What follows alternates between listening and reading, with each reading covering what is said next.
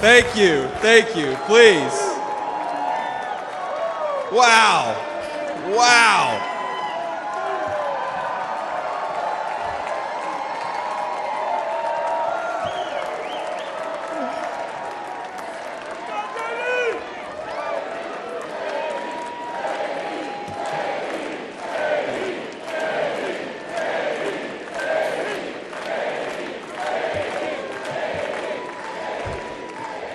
Yeah.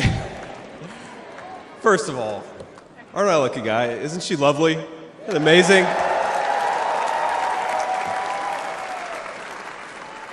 Greetings, Milwaukee, my fellow Americans and my fellow Republicans. My name is JD Vance from the great state of Ohio.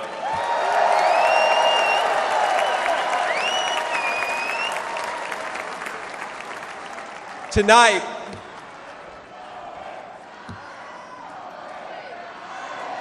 O-H-I-O, O-H-I-O. You guys, we're gonna chill with the Ohio love. We gotta win Michigan too here, so.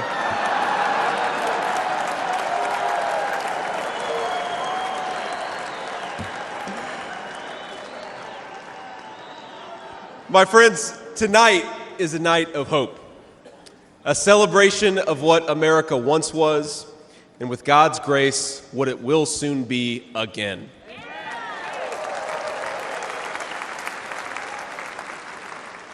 And it is a reminder of the sacred duty we have to preserve the American experiment, to choose a new path for our children and grandchildren.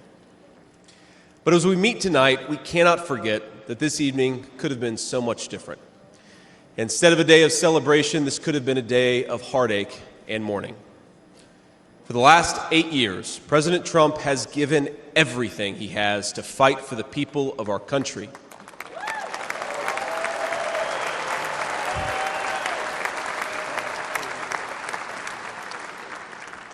He didn't need politics, but the country needed him. Did it? Now, prior to running for president, he was one of the most successful businessmen in the world. He had everything anyone could ever want in a life. And yet, instead of choosing the easy path, he chose to endure abuse, slander, and persecution. And he did it because he loves this country.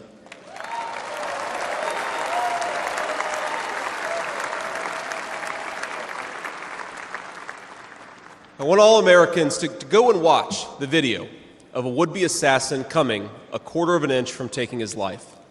Consider the lies they told you about Donald Trump, and then look at that photo of him, defiant, fist in the air, when Donald Trump rose to his feet in that Pennsylvania field. All of America stood with him.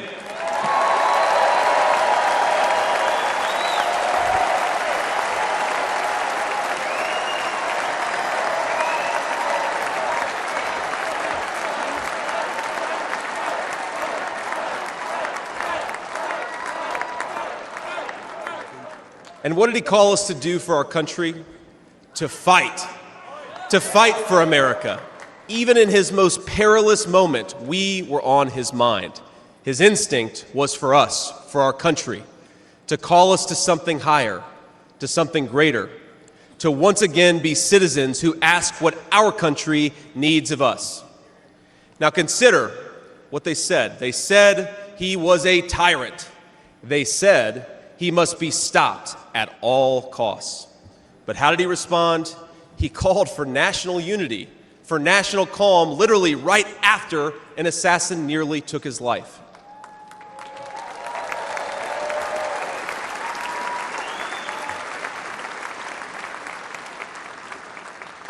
He remembered the victims of the terrible attack, especially the brave Corey Comparatori, who gave his life to protect his family. God bless him. And then President Trump flew to Milwaukee and got back to work.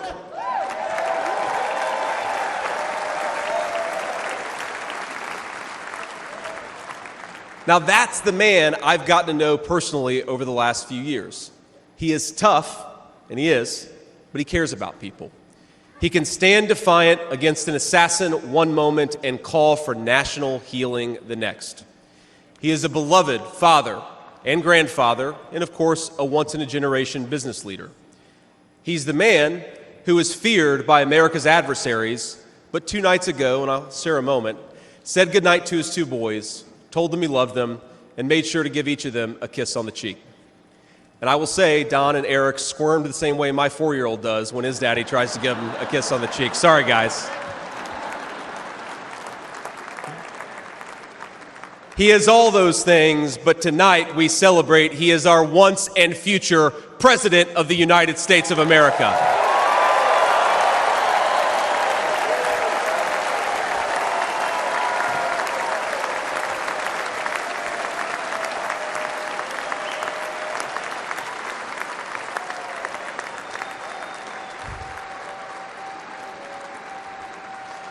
Now, I want to respond to his call for unity myself. We have a big tent in this party on everything from national security to economic policy. But my message to you, my fellow Republicans, is we love this country and we are united to win.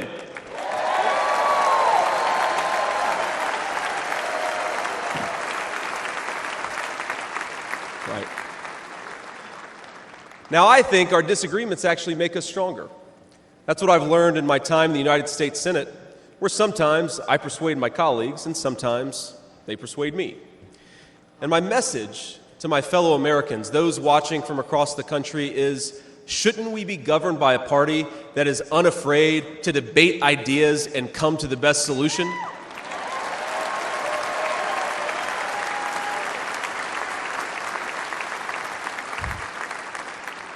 That's the Republican Party of the next 4 years, united in our love for this country and committed to free speech and the open exchange of ideas.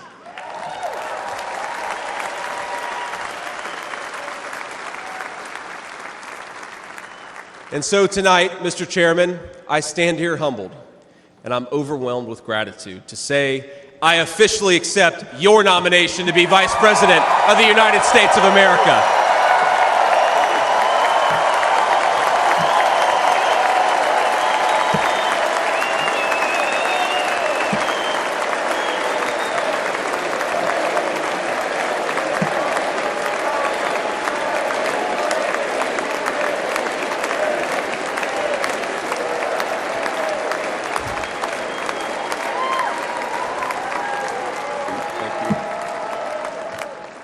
Now, never in my wildest imagination could I have believed that I'd be standing here tonight.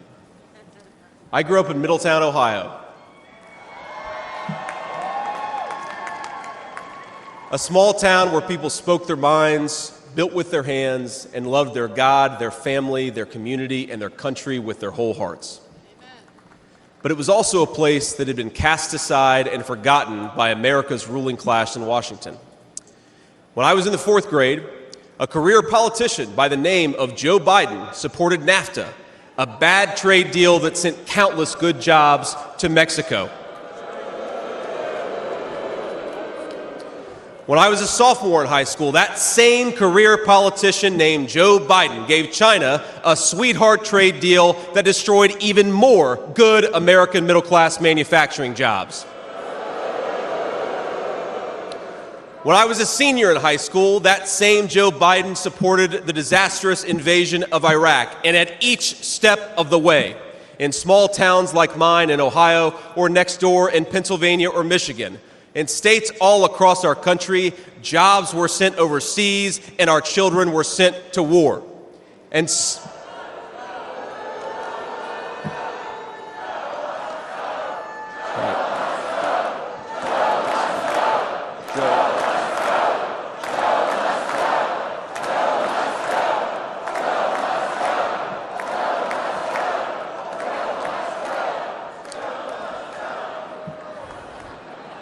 I agree. And somehow, a real estate developer from New York City by the name of Donald J. Trump was right on all of these issues while Biden was wrong.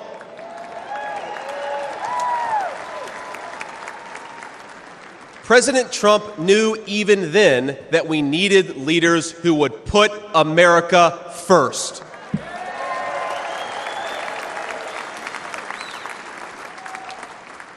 Now, thanks to these policies that Biden and other out-of-touch politicians in Washington gave us, our country was flooded with cheap Chinese goods, with cheap foreign labor, and in the decades to come, deadly Chinese fentanyl.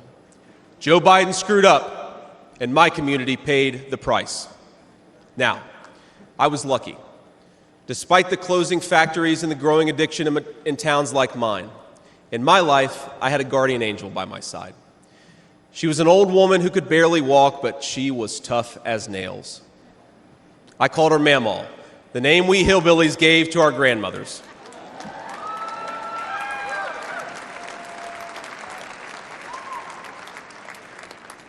Mamaw raised me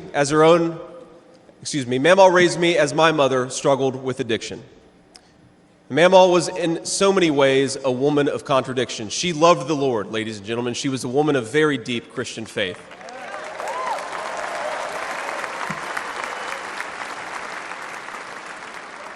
But she also loved the F word. I'm not kidding.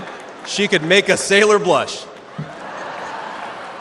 Now, she once told me, when she found out that I was spending too much time with a local kid who was known for dealing drugs, that if I ever hung out with that kid again, she would run him over with her car.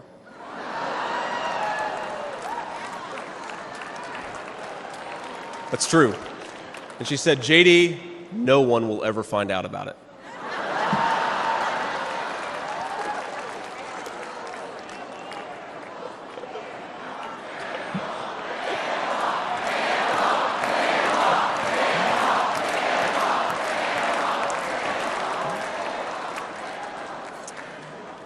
Now, thanks to that Mamaw, things worked out for me. After 9/11, I did what thousands of other young men my age did in that time of soaring patriotism and love of country. I enlisted in the United States Marines.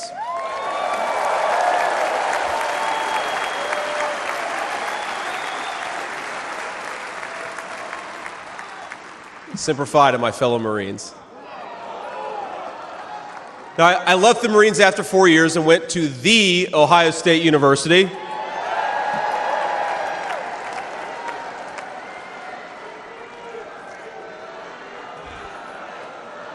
I'm sorry, Michigan. I had to get that in there.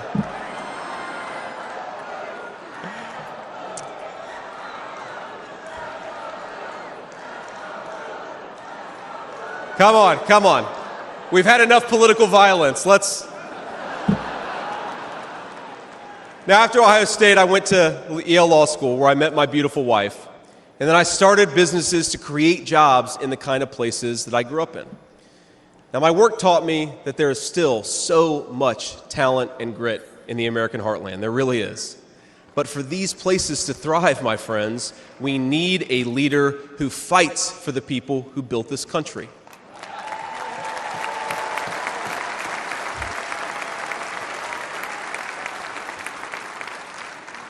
We need a leader who's not in the pocket of big business, but answers to the working man, union and non-union alike.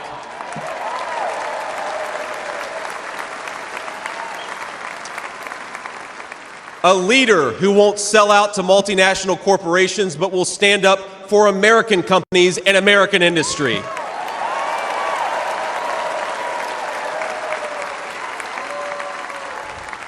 A leader who rejects Joe Biden and Kamala Harris's Green New scam and fights to bring back our great American factories. We need President Donald J. Trump.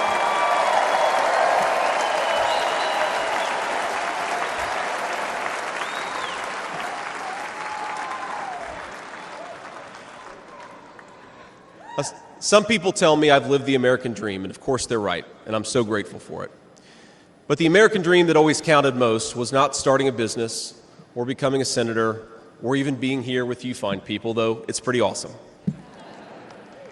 My most important American dream was becoming a good husband and a good dad, of being able to give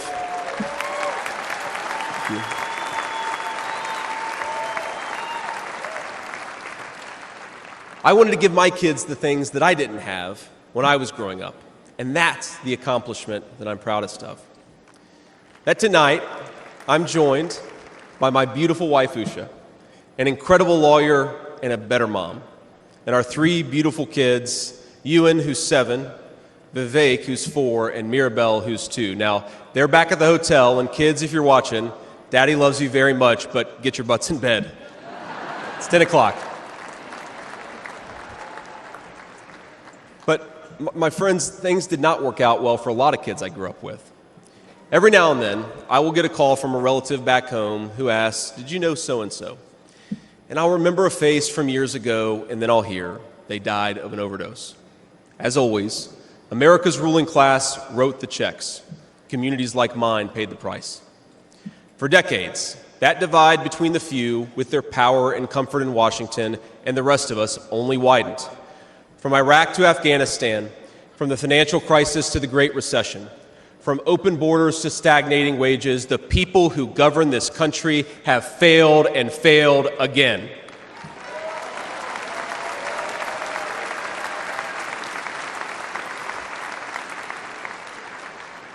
That is, of course, until a guy named Donald J. Trump came along.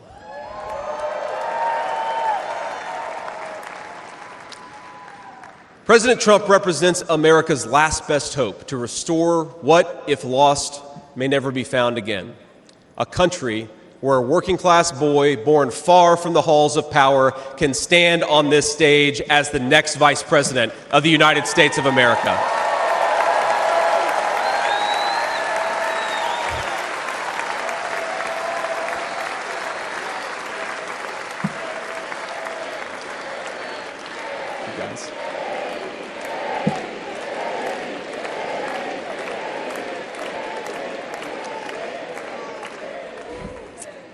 But my fellow Americans here in this stage and watching at home, this moment is not about me, it's about all of us, and it's about who we're fighting for.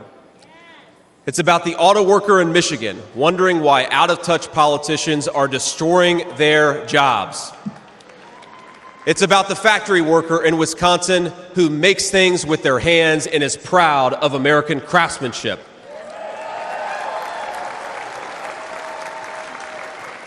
It's about the energy worker in Pennsylvania and Ohio who doesn't understand why Joe Biden is willing to buy energy from tin-pot dictators across the world when he could buy it from his own citizens right here in our own country.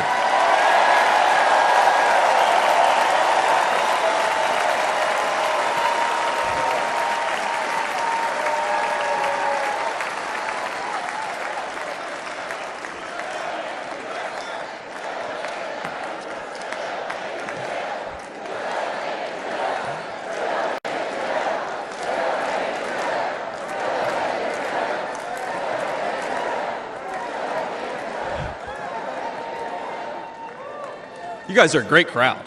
Wow. And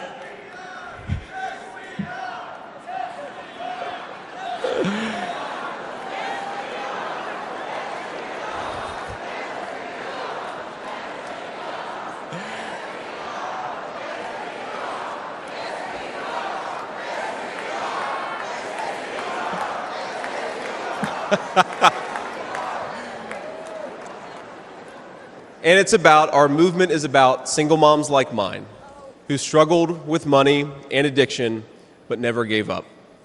And I'm proud to say that tonight my mom is here, 10 years clean and sober. I love you, Mom.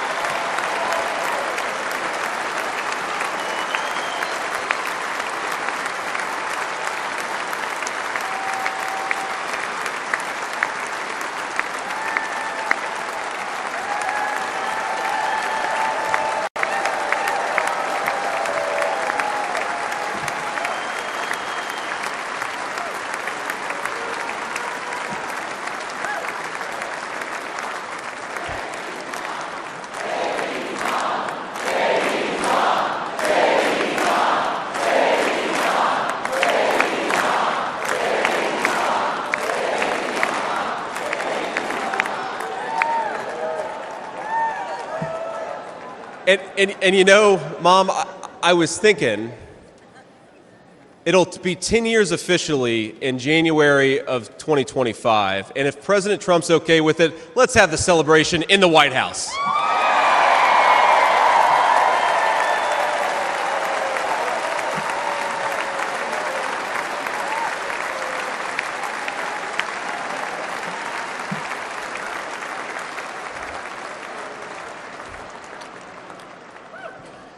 And our movement, ladies and gentlemen, it's about grandparents all across this country who are living on Social Security and raising grandchildren they didn't expect to raise.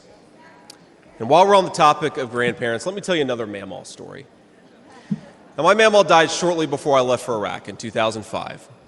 And when we went through her things, we found 19 loaded handguns. They were...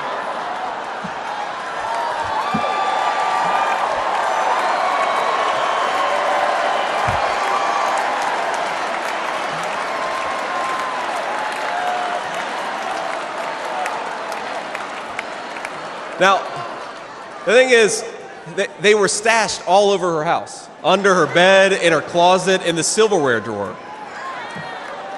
And we wondered what was going on, and it occurred to us that towards the end of her life, Mamaw couldn't get around so well. And so this frail old woman made sure that no matter where she was within arm's length of whatever she needed to protect her family. That's who we fight for. That's American spirit.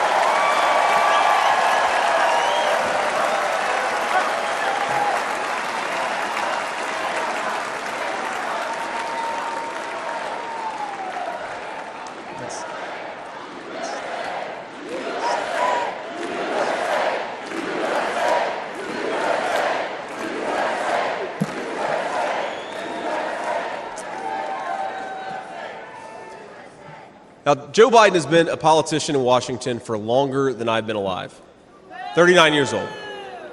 Kamala Harris is not much further behind.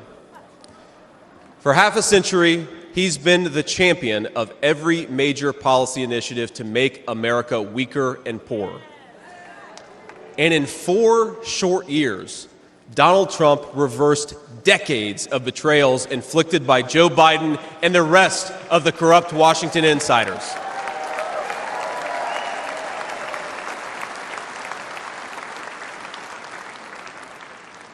He created the greatest economy in history for workers. Really was amazing. There's this chart that shows worker wages, and they stagnated for pretty much my entire life until President Donald J. Trump came along. Workers' wages went through the roof.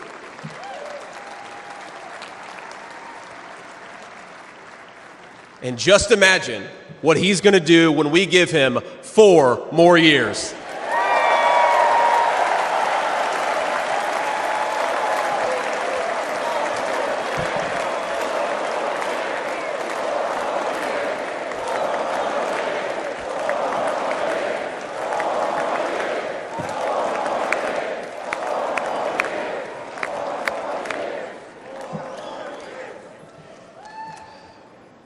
Months ago, I heard some young family member observe that their parents' generation, the baby boomers, could afford to buy a home when they first entered the workforce. But I don't know, this person observed, if I'll ever be able to afford a home. The absurd cost of housing is the result of so many failures, and it reveals so much about what's broken in Washington. I can tell you exactly how it happened.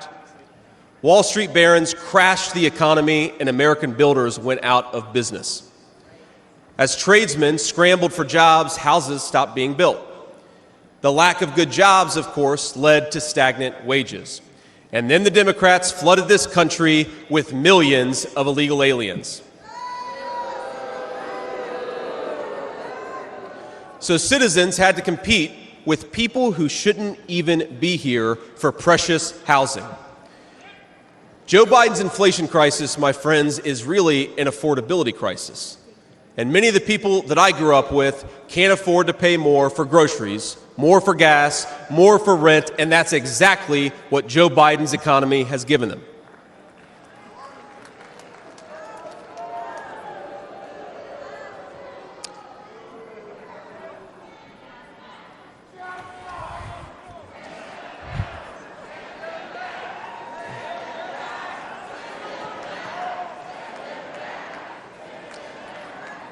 So prices soared, dreams were shattered, and China and the cartels sent fentanyl across the border, adding addiction to the heartache. But ladies and gentlemen, that is not the end of our story. We've heard about villains and their victims. I've talked a lot about that, but let me tell you about the future. President Trump's vision is so simple and yet so powerful. We're done, ladies and gentlemen, catering to Wall Street. We'll commit to the working man.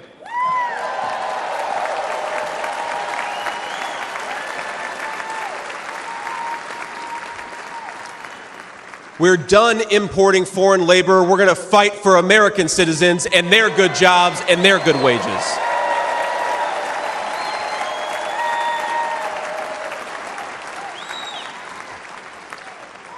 We're done buying energy from countries that hate us. We're going to get it right here from American workers in Pennsylvania and Ohio and across the country.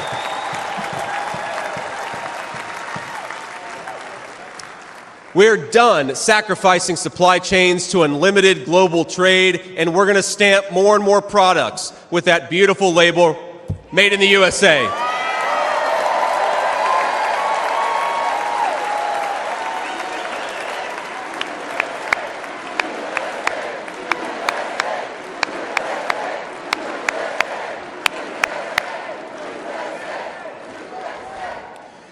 We're going to build factories again, put people to work making real products for American families made with the hands of American workers.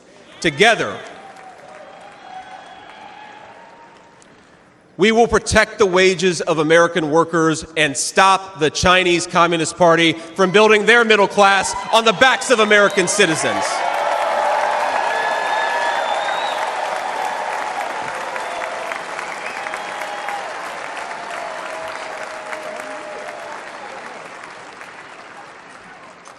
Together, we will make sure our allies share in the burden of securing world peace. No more free rides for nations that betray the generosity of the American taxpayer.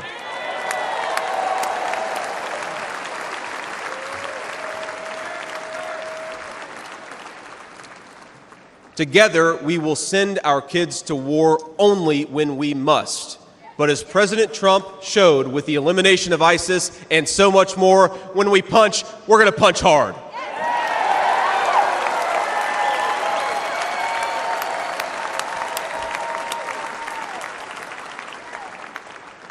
Together, we will put the citizens of America first, whatever the color of their skin. We will, in short, make America great again.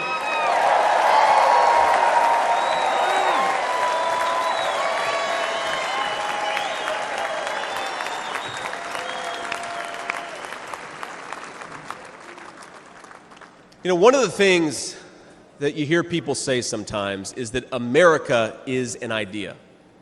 And to be clear, America was indeed founded on brilliant ideas like the rule of law and religious liberty, things written into the fabric of our Constitution and our nation.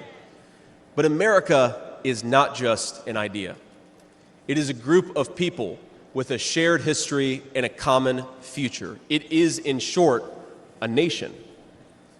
Now, it is part of that tradition, of course, that we welcome newcomers. But when we allow newcomers into our American family, we allow them on our terms.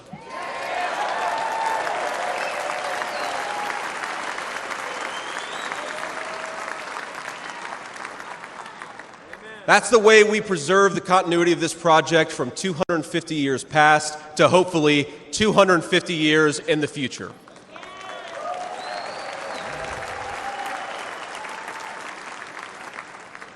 And let me illustrate this with a story, if I may. I'm, of course, married to the daughter of South Asian immigrants to this country. Incredible people. People who genuinely have enriched this country in so many ways. And, of course, I'm biased because I love my wife and her family, but it's true. Now, when I proposed to my wife, we were in law school, and I said, honey, I come with $120,000 worth of law school debt and a cemetery plot on a mountainside in eastern Kentucky.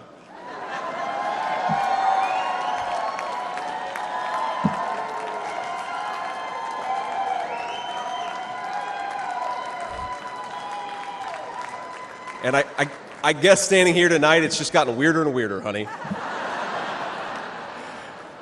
But that's what she was getting. Now, that cemetery plot in eastern Kentucky is near my family's ancestral home. And like a lot of people, we came from the mountains of Appalachia into the factories of Ohio, Pennsylvania, Michigan, and Wisconsin.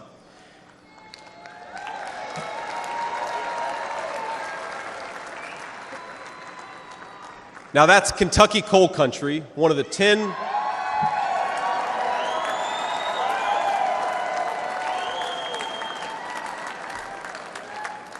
Now, it's one of the 10 poorest counties in the entire United States of America. They are very hardworking people, and they're very good people. They're the kind of people who would give you the shirt off their back even if they can't afford enough to eat. And our media calls them privileged and looks down on them. But they love this country, not only because it's a good idea, but because in their bones they know that this is their home. And it will be their children's home, and they would die fighting to protect it.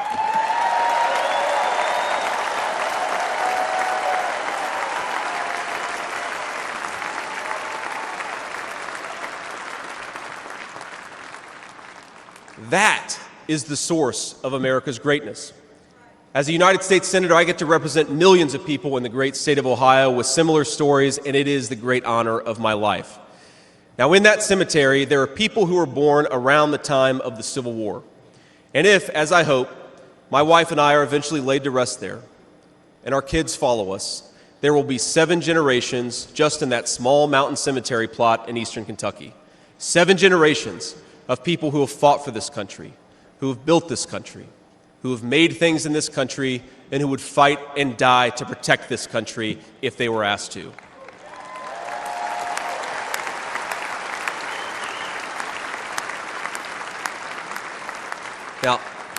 Now that's not just an idea, my friends. That's not just a set of principles. Even though the ideas and the principles are great, that is a homeland. That is our homeland.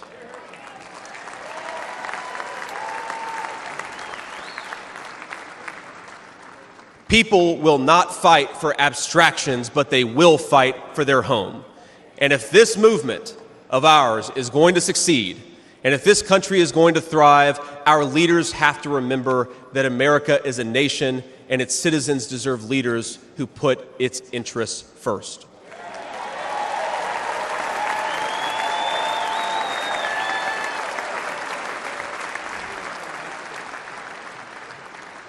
Now, we won't agree on every issue, of course, not even in this room. We may disagree from time to time about how best to reinvigorate American industry and renew American family. That's fine. In fact, it's more than fine. It's good. But never forget that the reason why this united Republican Party exists, why we do this, why we care about those great ideas and that great history, is that we want this nation to thrive for centuries to come.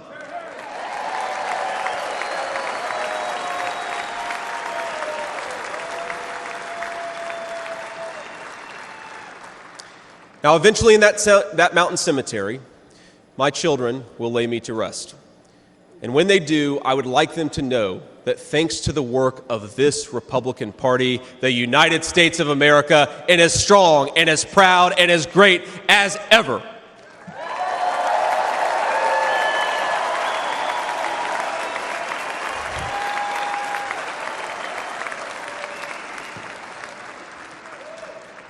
That is who we serve, my friends. That is who we fight for. And the only thing that we need to do right now, the most important thing that we can do for those people, for that American nation that we all love, is to re-elect Donald J. Trump, President of the United States.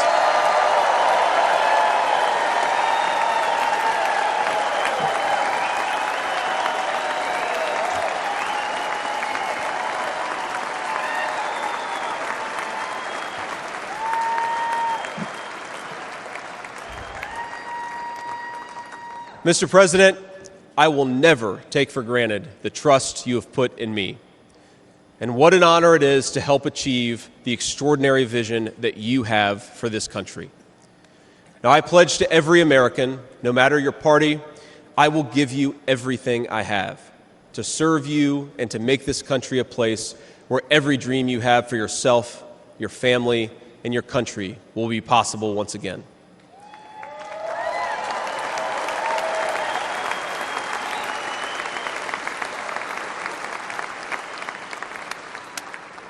And I promise you one more thing. To the people of Middletown, Ohio, and all the forgotten communities in Michigan, Wisconsin, Pennsylvania, and Ohio, and every corner of our nation, I promise you this: I will be a vice president who never forgets where he came from.